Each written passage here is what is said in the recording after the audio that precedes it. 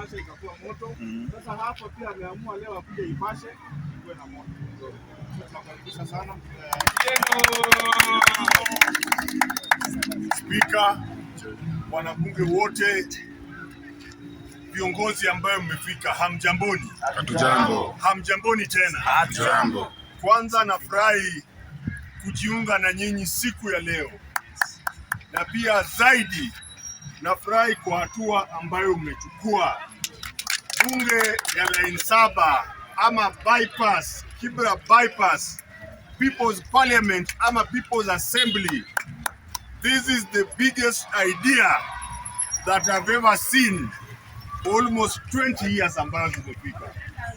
Bunge hii ni mzuri kwa sababu inaleta kila mtu pamoja. Bunge hii ni mzuri manake nasikia kuna wale ambao wanapiga 2 term, kuna wale ambao pia wanasema 1 term, kuna wale ambao wanasema hapa nitakuwa na nani, hapa siko nani, hapa siko nani. Hiyo ndio utamu ya bunge yoyote. Hiyo ndio utamu ya bunge yoyote. Na hiyo ndio ile ambayo tulikuwa tunasema ya kwamba demokrasia inaanza mashinani, haianzi mahali popote. Hatuwezi komboa nchi kama wale ambao wanataka kukomboa nchi wengi wao ni wajinga.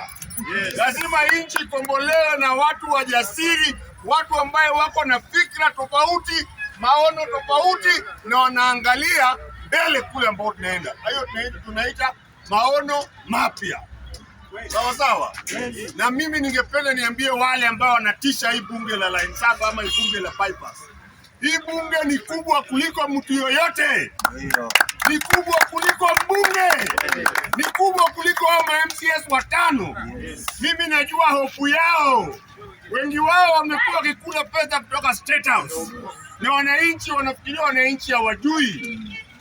The information is outside there. Yes. But the ground is hostile. Yes. The ground is pregnant. Yes. The ground won't stand. Yes. The ground won't good. Yes. Change. Yes. Change. Yes.